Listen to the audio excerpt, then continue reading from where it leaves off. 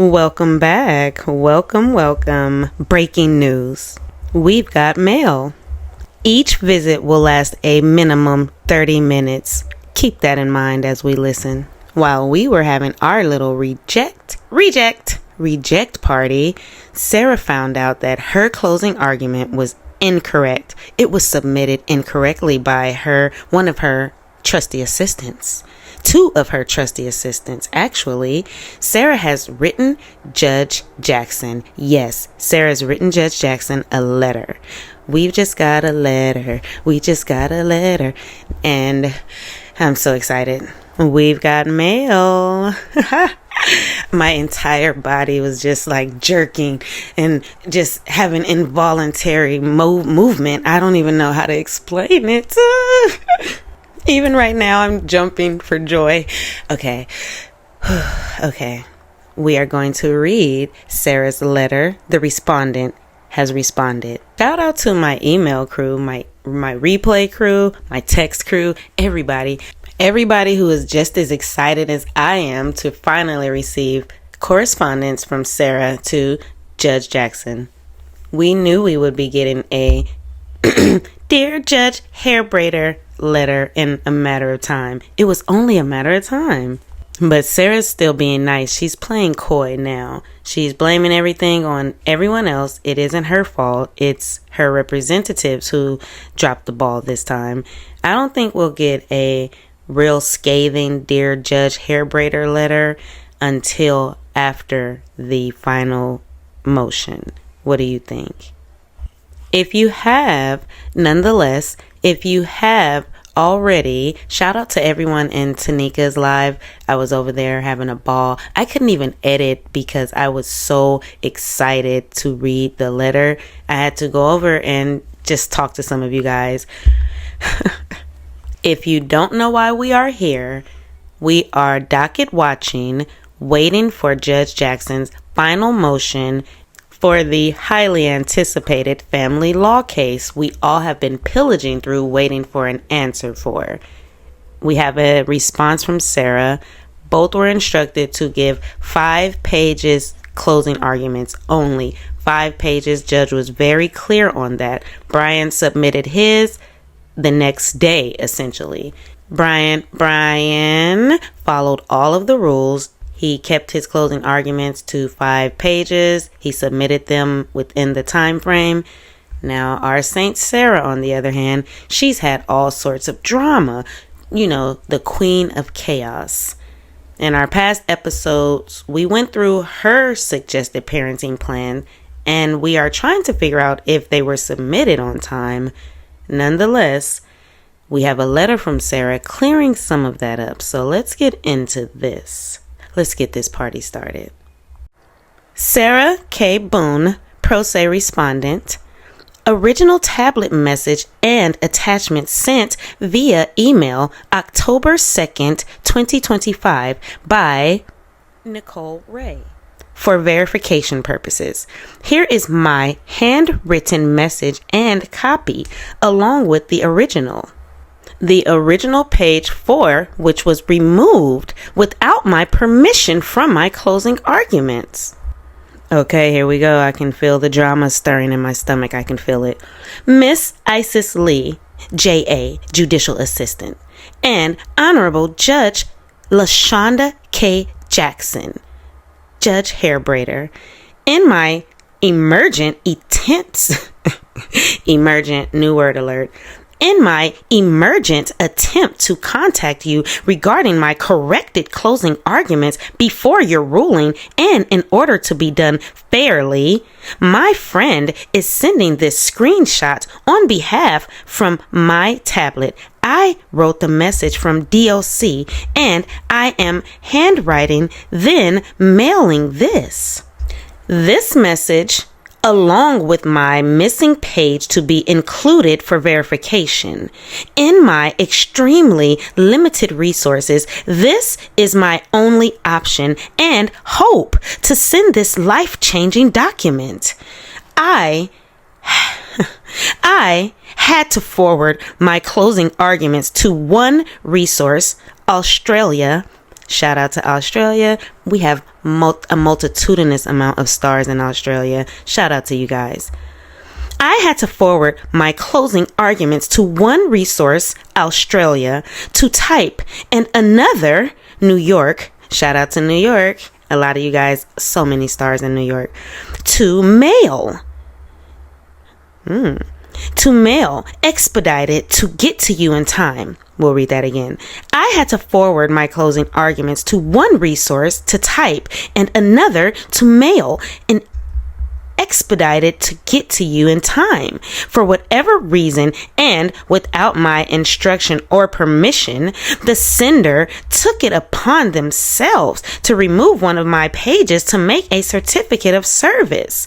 I did not instruct or advise sender, nor was this even created or included in my original closing arguments written by me. Sidebar. Is she saying that her certificate of service wasn't written by her? We knew that. Oh my.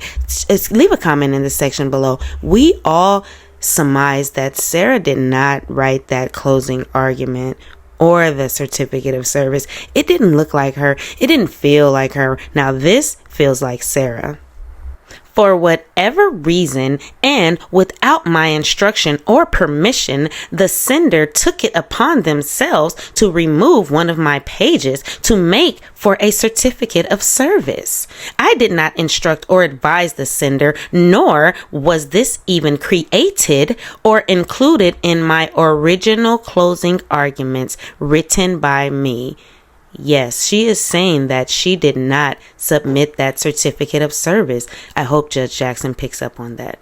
Please, Judge Jackson, understand the importance of this missing page containing my parenting plan section and the beginning of the attorney fees.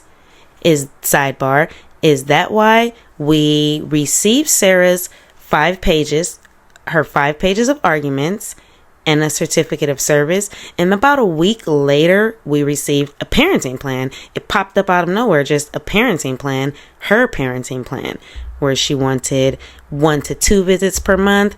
We went over that. It did abruptly cut off. Maybe that is where she's saying the beginning of the attorney fees. The beginning of the attorney fees section to complete my arguments properly. Now we're going on to page 2. Please accept and understand my desperate attempts. She's so desperate. I love it. Oh, I can feel it. Oh, I'm getting so excited. There's no way I should be this excited. Please, Judge Jackson, understand the importance of this missing page containing my parenting plan section and the beginning of the attorney's fees section to complete my arguments properly. Please accept and understand my desperate attempts to be successful in this matter, especially and foremost with my son. I am grateful. Please accept my sincerest apologies. Respectfully submitted. I am grateful. Please accept my sincerest apologies. Apologies for what? Admitting that you forged your closing argument or not following and abiding by the rules, even if you did include this parenting plan and attorney's fees. It would have went over 5 pages. You needed 5 pages, including the certificate of service, which is probably why one of the trustee assistants removed it. I believe the assistant in New York removed it, which would be the Delpines, Peter or Julian. One of them had to remove it, right? She says that she sent it to be written in one place and to be mailed in another. So Australia, maybe that's why I made a sidebar. I made a post and the question was posed, has Sarah Boone missed her closing arguments? Did she miss the deadline? Someone under the post made a nasty comment saying, do you even research? You don't even know if she missed the deadline or not. And I responded to that person after a multitudinous amount of you guys responded to that person. You guys were eating that person up. So that person, which is the representative from Australia, I found out later, that was the person from Australia saying, do you even research? You don't know if she missed the deadline. And I responded to that person saying, well, it's just a question. Do you read? Did you read the question? It's a question. Did she miss the deadline?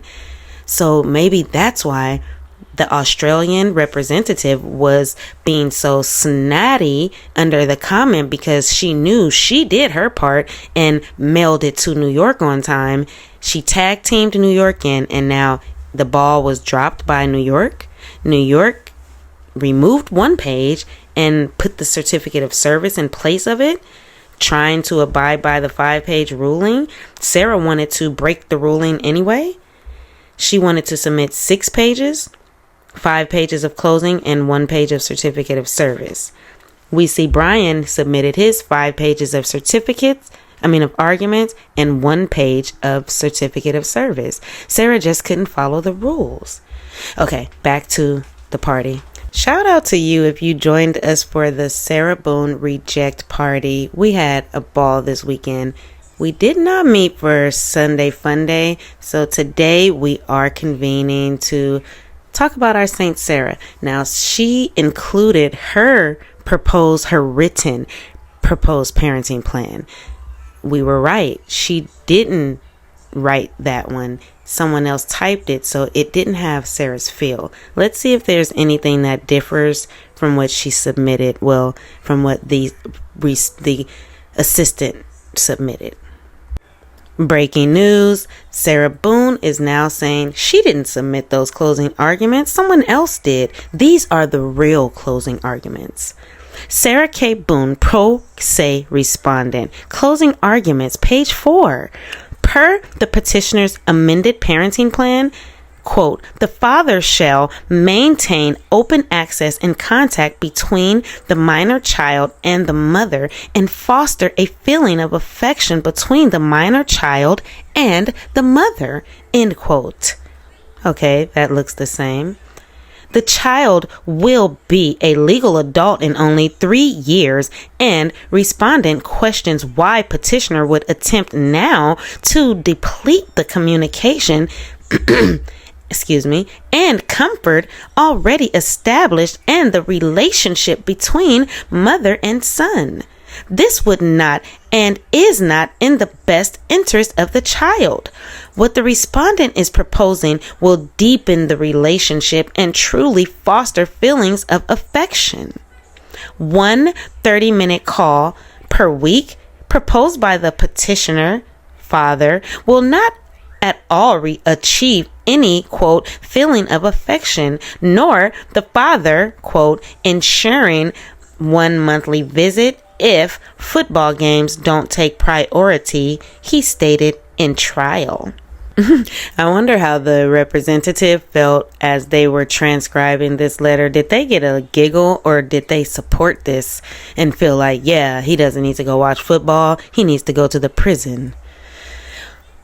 In continued elevation of the relationship with her son and is his best interest, and in accordance with Perez v. Perez, and she lists the statute, stating restriction on parenting time must serve the child's best interest, not the parent's convenience or preference. Respondent requests this honorable court to order.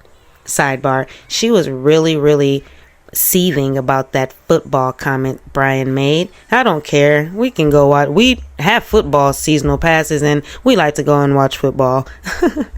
Do you know my job schedule when I work? No. Why? If you know the answer, leave the comment below. 1.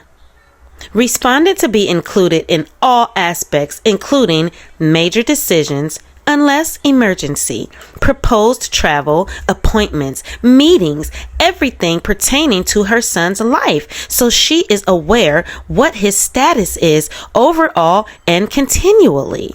Futuristically. 2. Petitioner to communicate and cooperate properly with respondent via telephone and tablet messages to have any questions answered or concerns addressed about her son, or to update petitioner about changes in her life they both need to be aware of. That one, sidebar, that one really got me a little peeved. I couldn't believe she wants the judge to legally bind Brian to communicate with her over her life changes. 3. Regular open communication in telephone calls between mother and son upon child's availability. As we know, she has all the time in the world. 4.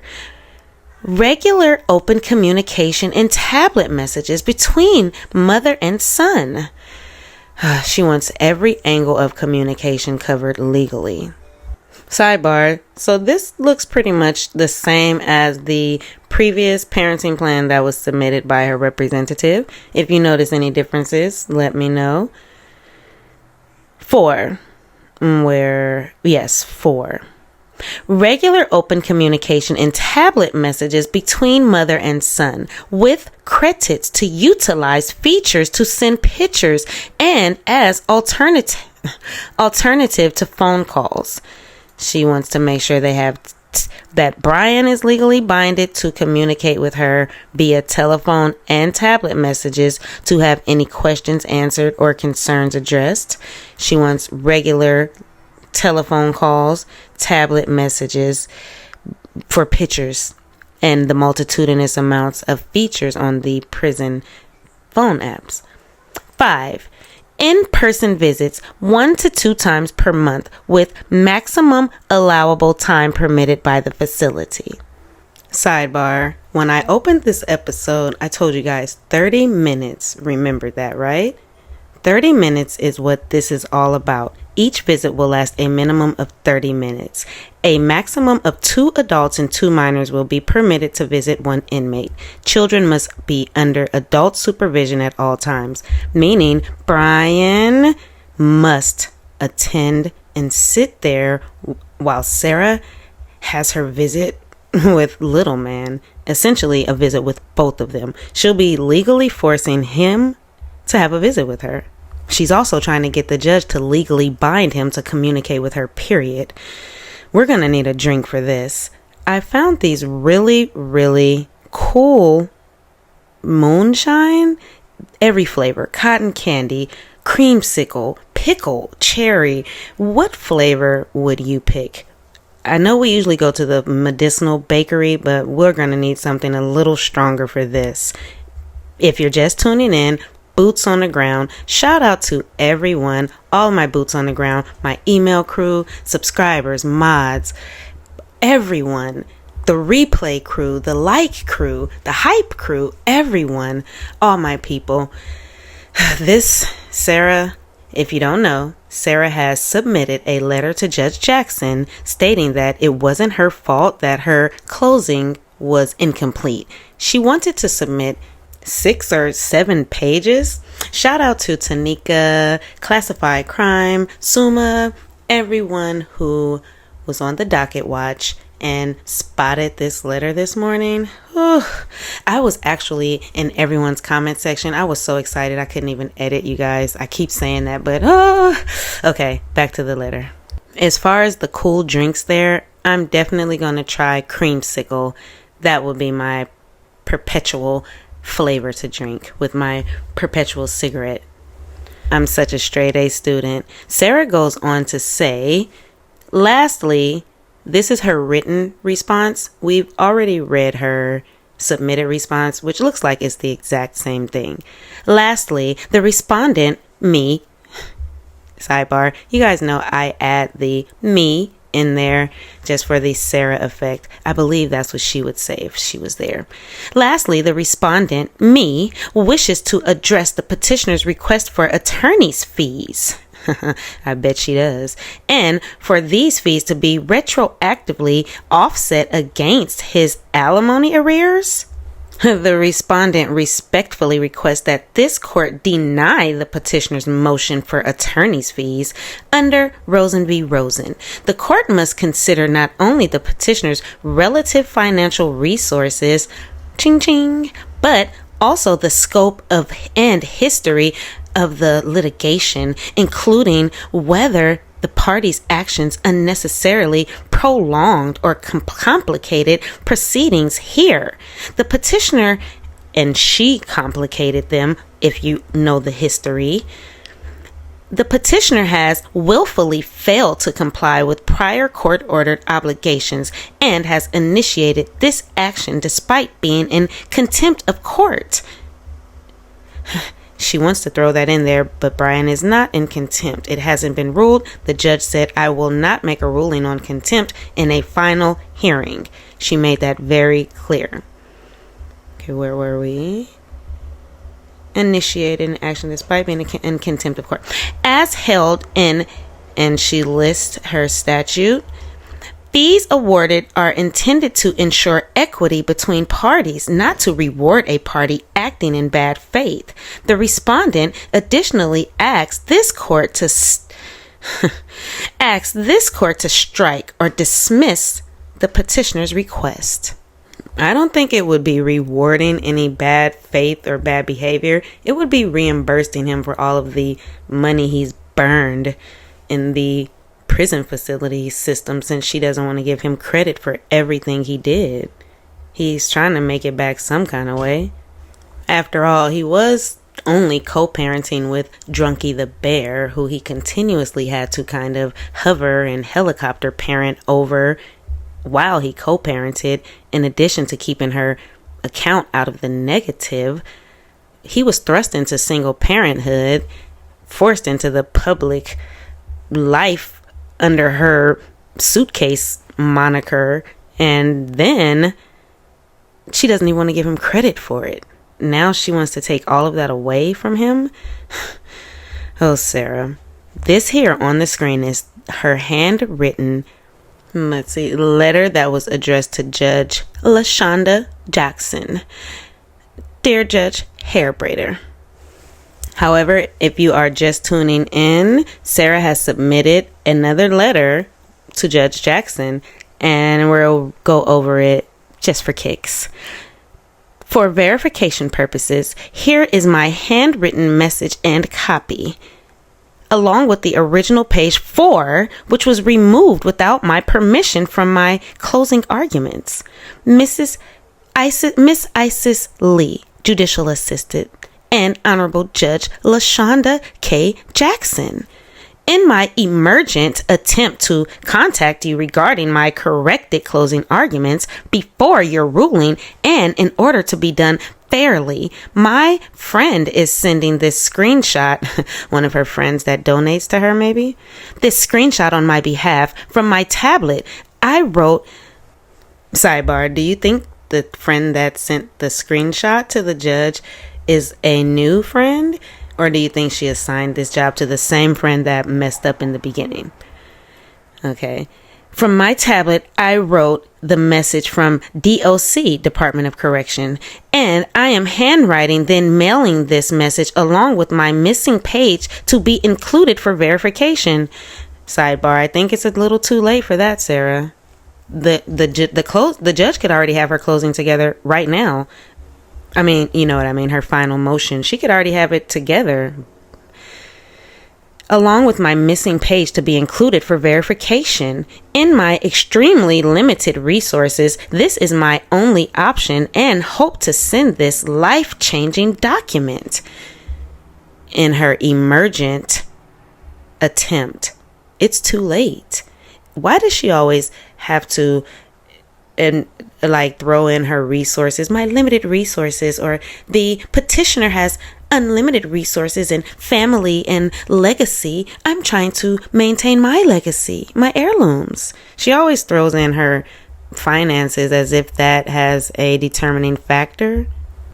I had to forward my closing arguments to one resource in Australia to type and another in New York to mail expedited to get to you on time. For whatever reason, and without my instruction or permission, the sender took it upon themselves to remove one of my pages to make for a certificate of service. I did not instruct or advise. Sidebar. Let's go over this. Listen very closely. I did not instruct or advise the sender, nor was this even created or included in my original closing arguments written by me.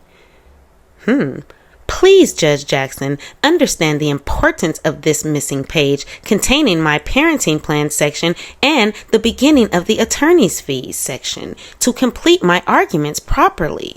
Please accept and understand my desperate attempts to be successful in this matter. Please, Judge Jackson, I want this money, please.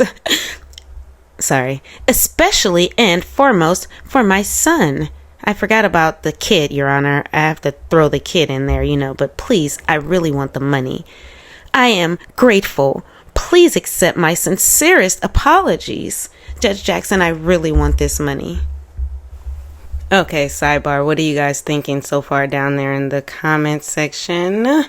What are you thinking? Is Judge Jackson gonna buy this whole oops, I'm sorry bit? My dog ate my homework?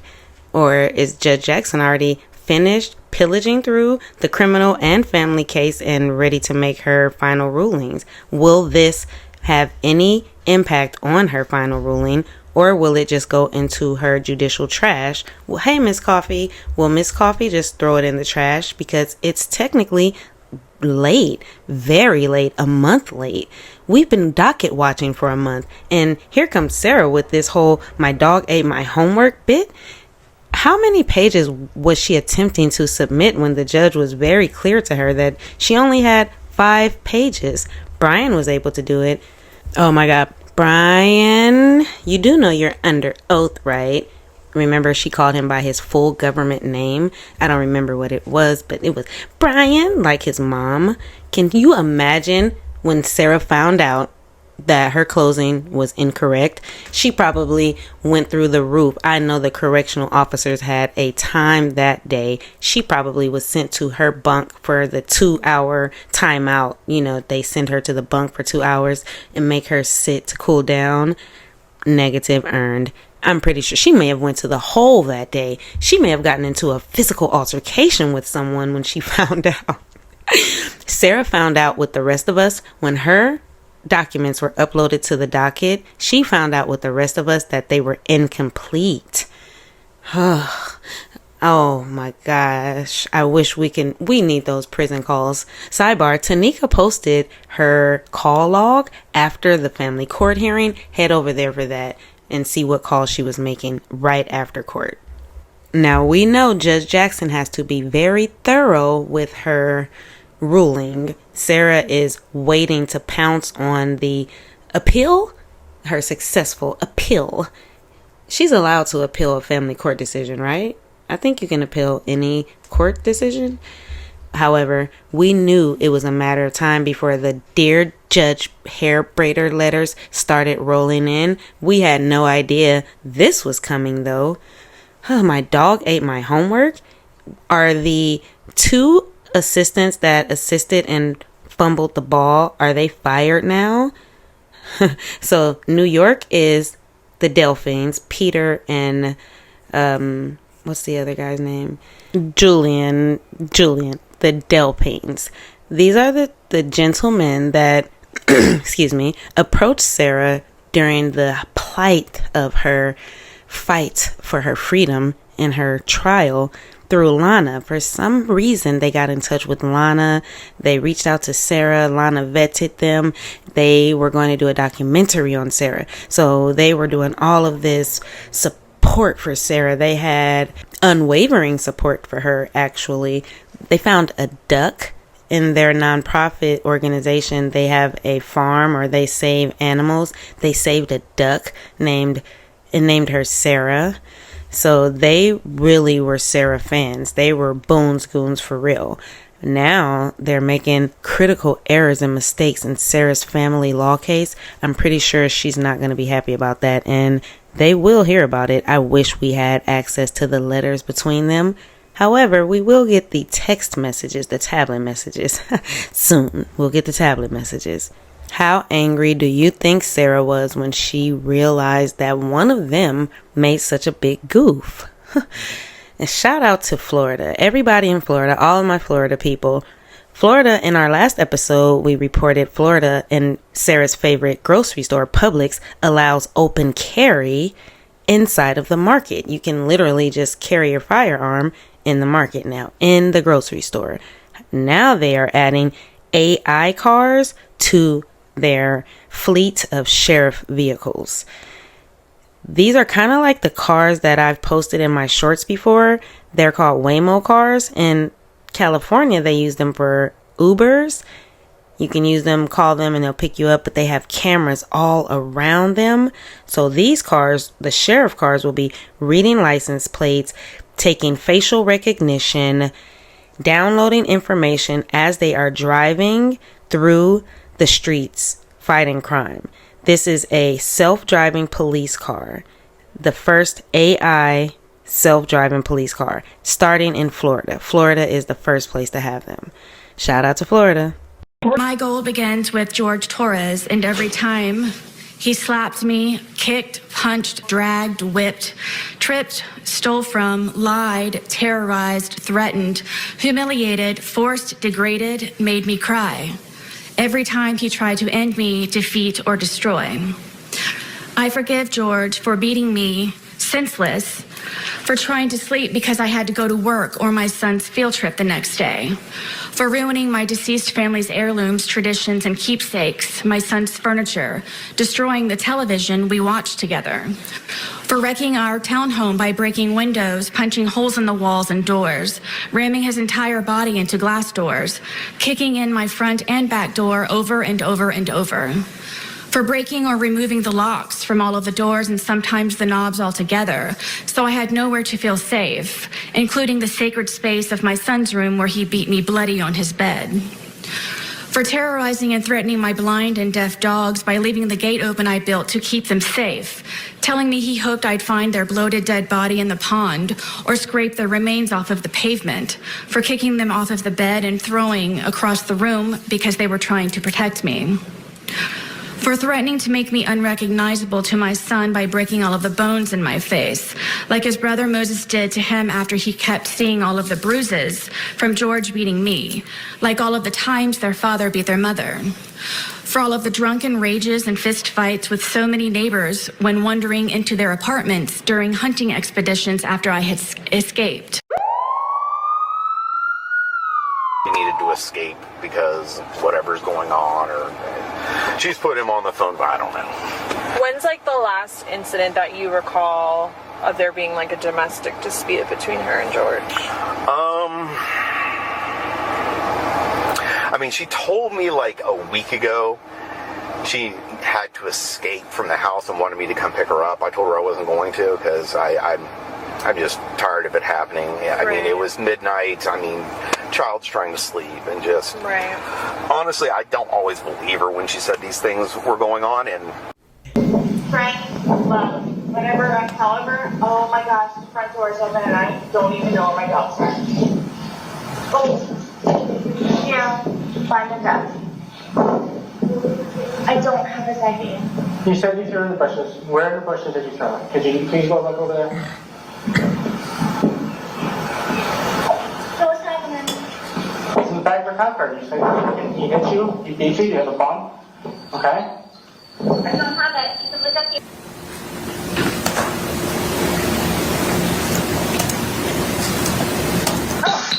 Where were you? His brother, so it should be somewhere in here if they didn't find it. I don't have it. I'm afraid. That clip infuriates me. Ugh, she was actively obstructing the officers as they were trying to help George get his identifying documents. Now let's watch her try to obstruct George's murder. Playing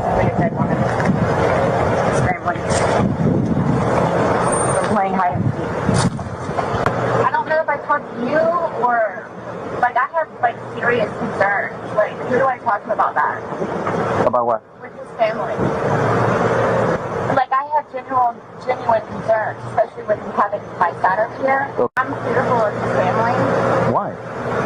They don't like me. They have never liked me. It's a bad situation, especially with this now. So I want you to know, and I'm telling you, I have genuine concerns about his family. Okay. I'm telling you, personally, honestly, I am scared. Like, who do I need to talk to about his family? Like I'm afraid to link you now. I will wait. I will wait until the detectives come and talk to you, and you could discuss that with them. Okay. Tell the detectives. Yes. He said that I needed to tell you guys about his family. I'm just telling you, like, this is gonna be I'm afraid for my life. I want you to know that. I am afraid for my life. His family have never liked me. I'm the blue-eyed white devil, is what they call me. And I'm scared. I want you guys to know that. You have all these deputies here, so while we're here, nothing's going to happen to you. Before we go and make any notifications, you'll have plenty of time to leave or do what you need to do. So, but do you guys tell his family, like, today or after tomorrow? You have to. It's the law. We have to go and make contact. But how, I mean, I understand what you guys and how you do it, and, you know, so, but, like, what do you just tell him? What do you tell his parents? Like, what's the reason as to why? We tell them what we know at that point. Yeah. We tell them the truth. But yeah, they're gonna know what we're here, what we're investigating, and that they're gonna think I killed him. Why would they think that? They always have said that. They've always have said that. What have they I told you it's because I'm the blue-eyed white dragon. That's what they call me. Because they don't want him with me. So he's basically just not really been around his family because he chooses me over them. Even after I have encouraged him numerous times to go over there and see his family. Unforgiving Alfredo, where they've never accepted me. And everybody in his family has tried to kick my ass. So, especially his sister. He had to pull her off me one time. because then we're like, And then his ex-wife in Philadelphia. well, she's in Philadelphia, but yes. Shoot. There's going to be a funeral. That's what I was going to get ready to ask you. So, are you all updating his parents today, or when you get final whatevers? What does it matter what we tell his parents? What do you mean? Because Negative earned. Social media has made me a pariah. It has caused great oppression and undeniable disadvantages, especially by broadcasting and manipulating my cases online. In my criminal case, as a result, my opportunities to be given a fair, proper, and uninfluenced, successful conclusion was heavily depleted and poisoned. It's all over their hands and their keyboards. Negative earned. If you made it this far, you know I appreciate you, my people, all of my people, especially the boots on the ground. Big shout out to you guys. I wanted to go over some of the rules for the visiting at Lowell that Brian and Little Man will be subjected to. You can pause to read if you want to. However, it reads about the visitation, how to get on the list, how to schedule your visit, the eligibility, parental consent. Visitors under 16 must have parental or guardian consent. Little Man will not be able to go without his parent. So to answer any questions, can Sarah have someone take him? No, it has to be either a parent or someone with parental consent. And I don't think Brian's going to be consenting to any of the flying donkeys taking Little Man on a road trip for hours for a 30-minute visit. It reads about the dress code. You have to wear appropriate clothing. There's a list of things that you have to follow. As you can imagine, there's a multitudinous amount of rules. Limit personal items. You can only bring your identification and possibly a key or key fob. All other personal items, including phones, bags, and keys, must be stored in your vehicle or lockers. Bring necessary medical items. Life-sustaining or condition-stabilizing prescription medications are allowed if they are in their original pharmacy container and have necessary documentation. Do not bring other items, lighters, tobacco products, things like that. Don't even try it. Sarah, please don't try to ask Little Man to bring that to you. We are to follow instructions, always follow the instructions, excuse me, of the correctional staff. Behave appropriately. Do not disrupt the visit. Understand the rules. You may be asked to leave and your visit may be canceled for misbehavior. A maximum of 2 adults and 2 children are allowed at the visit. So, let's go over to the visiting hours and information. I've told you guys in previous episodes, there's about 30 minutes. It's like a ride at Disney World. You stand the hype, you go there, you wait, you look at your favorite ride, you look at that long line, but you go ahead and man it out. You ride and you wait because you want to ride. You stand in that line for about an hour in the sun.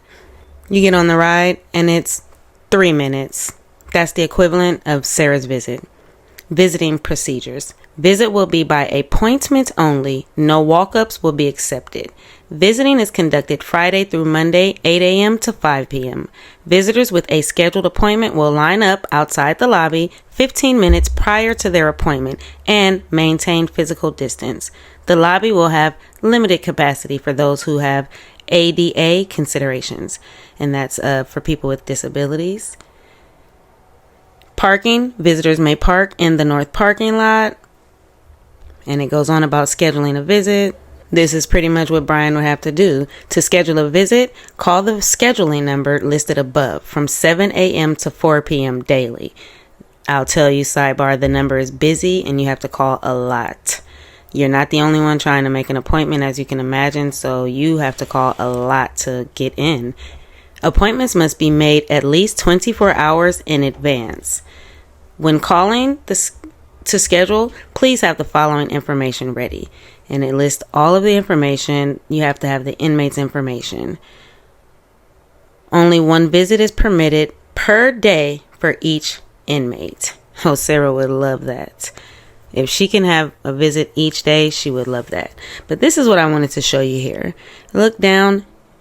Visitors must be at least 18 years of age, or they have to be accompanied by an approved adult visitor, such as a parent, legal guardian, or have written notarized permission to visit from the child's parent or legal guardian. And the visit lasts a minimum of 30 minutes, a maximum of 2 adults and 2 children. The maximum time for a visit allowed is maybe 45 minutes to an hour, and that's pushing it. There's hundreds of people going to visit at these facilities, and there's a system. It's a system. You go in and come out, go in and come out. As you're in there visiting your loved one, there's 100 people behind you waiting to use that same table and phone, and they have to keep it moving. There's no few hours to visit. So they will be driving for hours and planning and doing all of this, calling all day to schedule a visit. Brian would have to do all of this to see Sarah for 30 minutes. She wants him to do this twice a month. We will be diving into the docket, Sarah's letter, waiting for Judge Jackson's final nail in the coffin. Until then, if you made it this far, you know I appreciate you, and thank you for hanging out for Sarah's birthday, the reject party, now the first official hair Judge Braided letter post court, family court. We'll see what happens this week. Will Judge Jackson surprise us with her final motions? We thought we would get them for Sarah's birthday. However, on Sarah's birthday, she was in her cell pacing around, jumping up and down, upset because her closing was sabotaged by one of her associates. Do you think these people are trolling her and doing it on purpose? Do you think... You never know. Sarah doesn't know these people in real life. Maybe they are like James Owens and Lana. There are tools to get what we really need. While Sarah thought Lana and James were her onward Christian soldiers, they really helped walk her to her life sentence and seal the deal. So maybe these people are going to just help seal the deal with her family court final motion and help Brian get what his just due. After all, Brian didn't slander her as he could have in court. it looks like she's doing a pretty good job at slandering herself. She's pretty much sabotaged her own closing argument. I don't think Judge Jackson is going to accept it. However, she will consider Sarah and her tactics and be real surgical with her final motions. We'll see. See you on the next episode.